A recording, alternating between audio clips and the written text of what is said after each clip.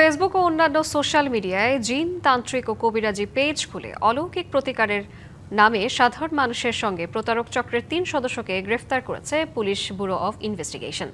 রাজধানীর দক্ষিণ কল্যাণপুরে পিবিআই কার্যালয়ে আয়োজিত সংবাদ সম্মেলনে বিশেষ পুলিশ সুপার ফজলে এলাহি জানান, গ্রেফতাররা মূলত বেদে সম্প্রদায়ের সদস্য। তারা ইউটিউব দেখে রাসায়নিক বিক্রিয়ার মাধ্যমে আগুন তৈরির কৌশল শিখে বিভিন্ন ভুয়া নামে ফেসবুক পেজ পরিচালনা করত। এরপর পরকীয়া, প্রেমের সফলতা, স্বামী স্ত্রীর সম্পর্ক, সন্তান না হওয়া, পরীক্ষায় ভালো ফল, ব্যবসায় উন্নতি ও পারিবারিক সমস্যার সমাধানের নামে মানুষের কাছ থেকে অর্থ হাতিয়ে নিত।